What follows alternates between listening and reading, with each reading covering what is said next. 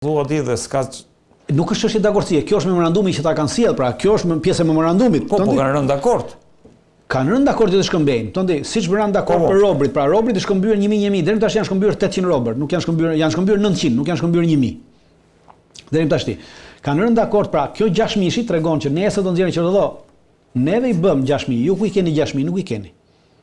Dhe kjo do nxjerrë bllaf gjithatë retorikën, propagandën që ka humbur e para. Pra bëhet për të hedhur poshtë propagandën në mënyrë faktike. E dyta, kanë rënë dakord që të shkëmbejnë 1000 me 1000 të gjithë robërit në midis moshës 18 dhe 25 vjeç që kanë probleme shëndetësore dhe që janë të plagosur.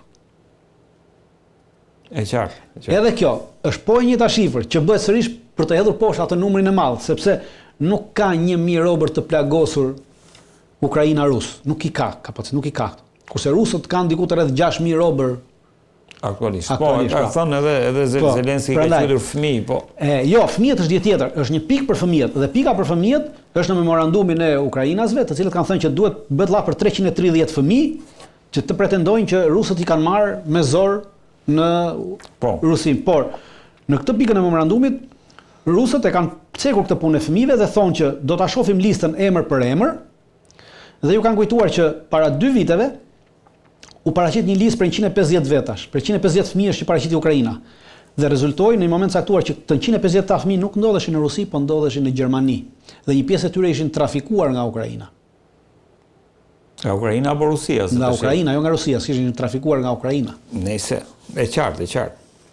Dhe lista e fëmijëve do ta shohim emër për emër. Pra, kjo është marrëveshja për listën e fëmijëve që ka paraqitur Ukraina. Pra, do shifet emër për emër dhe do shifet çdo rast në veçantë. Pra, kjo është ajo çfarë palët kanë rënë dakord. Ukrainësit kanë kërkuar takim midis udhëheqësve, pra midis Zelenskit dhe e ka thënë edhe Erdogani këtë. Dëshira ime e madhe është një tyrezë përbashkët. Kurse rusët e kanë hedhur poshtë, pasi në memorandumin e tyre kanë kërkuar një pikë që brenda këtyre 30 ditëve, pra në momentin që bëhet marrëveshja për të tërhequr nga këto zona, brenda një kohe 100 ditore, Ukraina duhet marrë përsipër që brenda 100 ditëve të bëj zgjedhje. Të zgjedhë udhëheqësit e saj dhe pastaj pasi të zgjedhë udhëheqësit e saj, udhëheqësit e Ukrainës do të ulen me udhëheqësit e Rusisë për të nënshkruar këtë marrëveshje paqeje në fund. Pra vetëm pas zgjedhjeve do nënshkruar. Pra kjo do të thotë që takim midis Zelenskit dhe Putinit nuk ka pasur sepse në këtë memorandum është përcaktuar qartësisht që ata nuk e njohin Zelenskin si person legjitim. Pra nuk ka për të pasur një takim të tillë. Jo, nëse fiton prapë Zelenski, për momentin nuk është legjitim për shkak se e ka mbaruar Rafati, jo për shkak se ata nuk e duan Zelenskin. Prandaj ata thonë të bëhen zgjedhjet dhe pastaj përcaktojnë, nuk kanë përcaktuar, të bëhen zgjedhjet dhe kushdo që rezulton fitues mas zgjedhjeve të ulen palët dhe do pastaj ulen udhëheqësit dhe firmosin paqen. Pra kjo është. Pra për momentin nuk do ketë. Nesër nëse fiton zgjedhjet sërish, ai sërish pasi është legjitim. Pra rusët e kanë kundërshtuar legitimitetin e tij për shkak se i ka mbaruar Rafati si president, i ka kaluar Rafati 5 vjeçar. Si ka mundësi Dritan në këtë takim nuk u reflektua fare ajo që po ndodh në terren? Sepse rusët janë shumë herë më të zgjuar dhe shumë herë më të durueshëm dhe më të qëndrueshëm se edhe i qëndrojnë objektivat e tyre strategjik, pasi kanë objektiva strategjik dhe nuk i prishin objektivat strategjik për çështje emocionale. Pra, perëndimi po vepron në mënyrë emocionale, që nga Trumpi, që nga gjithë udhëheqësit e tjerë perëndimor, të gjithë po flasin dhe po veprojnë në mënyrë emocionale. Lufta nuk është emocion. Lufta është strategji dhe taktik. Pra, dhe rusët nuk po shfaqin emocione. Dhe normalisht që delegacioni rus as e ka prekur fare, sikur nuk sikur nuk ka ndodhur asnjë gjë. Sepse nuk ka pasur atë detyrë, pra secili ka marrë detyrën dhe secili vazhdon kryen detyrën që ka dhënë vendimarrja strategjike. Prandaj thash nuk ka asnjë ndryshim dhe asnjë kthes strategjike dhe asnjë kthes në këtë luftë. Vazhdon siç janë gjërat. Nuk ka asnjë lloj ndryshimi. Ndryshimi i madh është kthes politiko-strategjike karshi Shtetet Bashkuara të Amerikës. Pra Shtetet Bashkuara të Amerikës janë ato që me këtë veprim që e kanë përkrahur dhe kanë lejuar, kanë humbur strategjikisht. Ndërkohë Dritan, ndërkohë që të gjitha këto ndodhin, kryeministri Starmer ka deklaruar se Mbretëria e Bashkuar po kalon në gjendje të gatishmërisë për luftë, ka le të themi ka marrë vendimin që Britania të blej apo të investojë në 12 nëndece që mbajnë edhe koka bërthamore. Si e vlerëson në këtë klimë këtë vendim Britanisë? Është një deklaratë politike e Starmerit për çështjet brendshme, për arsye se tashmë shumë shpejt ata kanë edhe Starmerit po i lëviz pozicionin e tij si kryeministër, pas në laboristët po kanë fituar zgjedhjet lokale, kanë shumë shpejt zgjedhjet, vitin kanë zgjedhjet e tjera të përgjithshme dhe kështu i duhet kjo militarizimi për të thënë që e para për treguar që Anglia është vend i fortë, ndërkohë që Anglia nuk është në një vend i fortë më, pra nuk ka asnjë kapacitet të tilla nuk i ka për të ngritur ato kapacitete, pra 12 në det se ka thënë do bëjmë 3 fabrika armatimi e gjitha këto tjerat, i duhen diku të rreth një 20 vjet. Për t'i bërë gjitha këto. Për t'i bërë gjitha këto. Jemi në kuadër të retorikës. Jemi në kuadër të retorikës politike për nevojat brendshme. Ndërkohë politike. Për asgjë tjetër. Jo, unë thasha mos lidhet me zhvillimet që po ndodhin. Jo, nuk ka të zgjidhet sepse ky është premtim që do ta bëjmë dhe duhet ta bëjmë. Pra duhet nisin ta bëjnë. Pra është vetëm premtim, nuk ka një diçka në letër. Pra nuk ka nisur ndërtimi, nuk ka nisur porositja e këtyre nëndetësve, nuk ka nisur porositja e ndërtimit të tyre. Pra jemi në fazën e deklaratave. Ndërkohë ka ndodhur një zhvillim tjetër dritan që lidhet me fitoren e një aleati të Donald Trump, një konservatori në Poloni.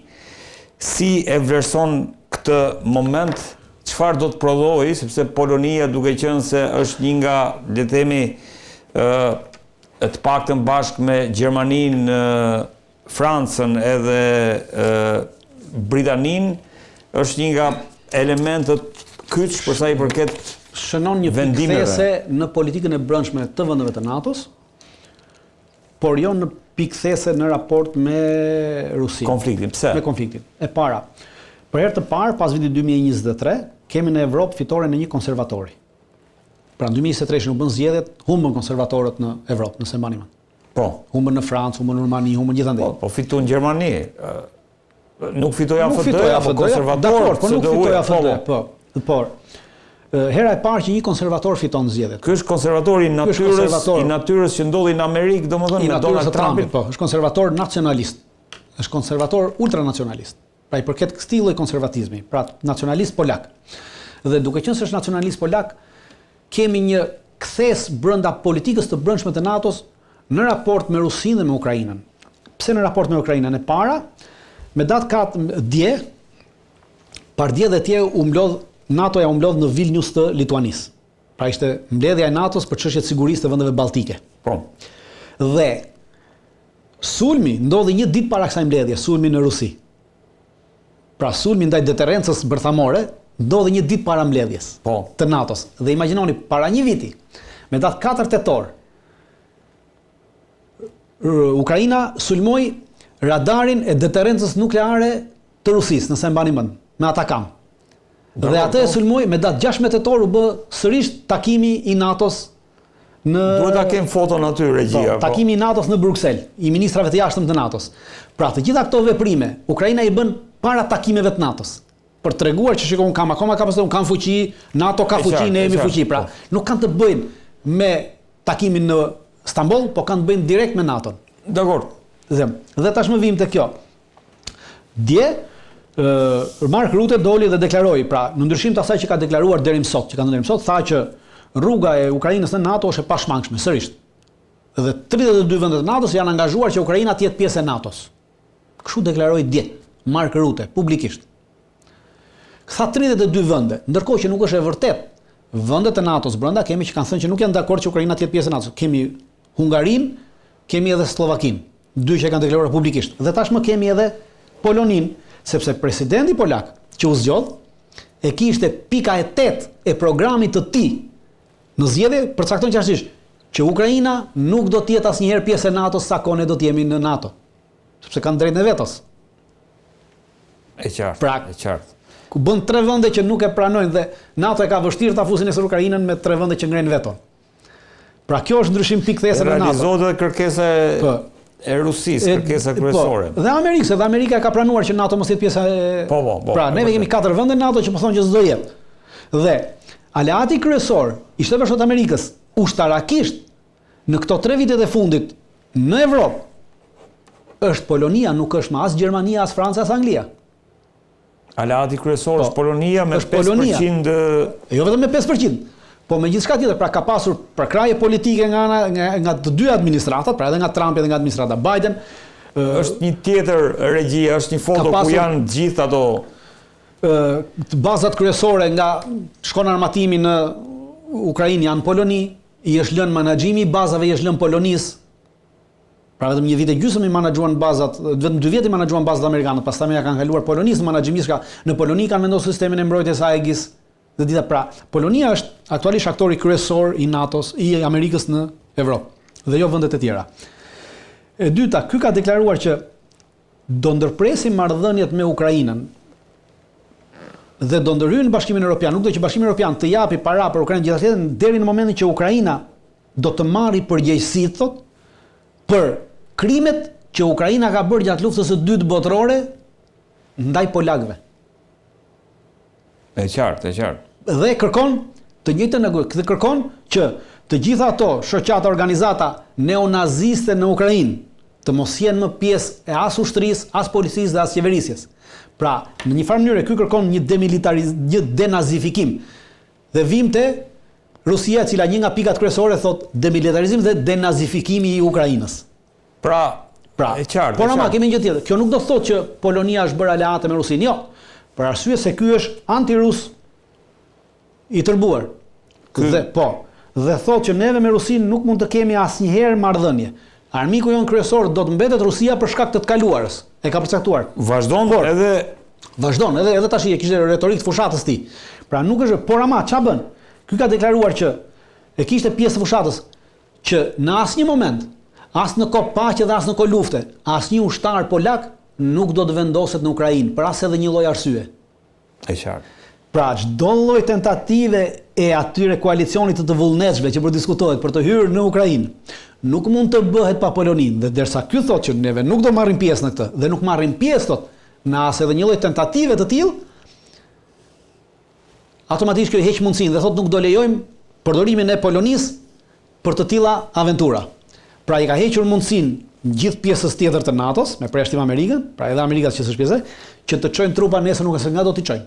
E qartë. Prandaj them që kemi një kthes politike të brendshme brenda NATO-s, por jo në raport me Rusinë. Në raport me Rusinë ky mbajnë të njëjtat qëndrime, por ama pavarësisht se puqen diku nga ana politike për çështjet e Ukrainës, por nuk ka raport. Pra nuk bashkohet me SBA-n. Absolutisht bashkohet me SBA-n. Po çfarë do të prodhoj për BE-n dritan? Për BE-n do të prodhoj, pra BE-s tashmë kishte 2 probleme. Kishte Hungarinë dhe Slovakinë, pra Ficon dhe Orbanin, tashmë është shtuar edhe presidenti i tij i cili është kundër BE-s.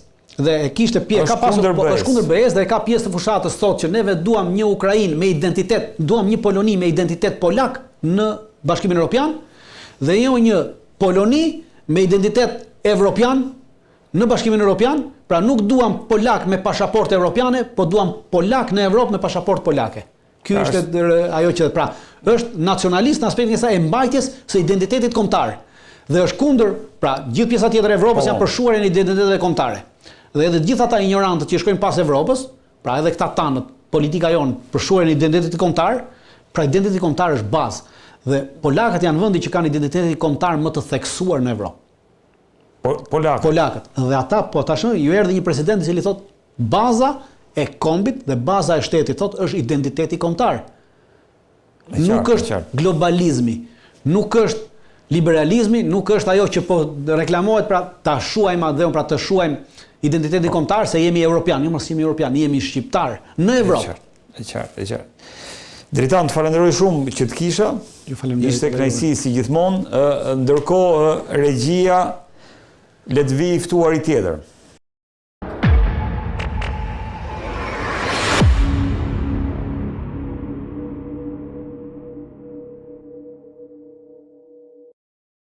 Në këtë pjesë e emisionit është bashkuar me mua Bedri Elezi, ekspert sigurie. Përshëndetje zoti Elezi, kënaqësi që të kam.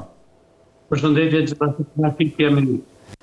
Zoti Elezi, duke qenë se ju jeni ekspert, do doja dija çfarë ndodhi në si mund ta interpretojmë, si mund ta shpjegojmë në terma më thjesht atë që ndodhi në Rusi, ku përmes operacionit Rjeta e Merimangës u goditën 5 baza ajrore të Rusisë dhe u shkatëruan një pjesë jo e vogël e bombarduesve strategjik të Rusisë. Çfarë ka për ta kryer një gjuhë më thjesht për qytetarët?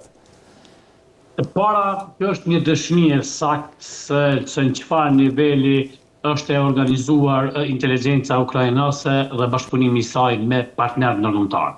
Është e qartë që ndihma e miqve të Ukrainës, posaçërisht Shtetet Bashkuara të Amerikës dhe Britanisë së Madhe, ka qenë shkaktari apo mund të themi arsyeja kryesore e një operacioni kaq të suksesshëm e cila mund të themi ka gjunjëzuar Rusinë.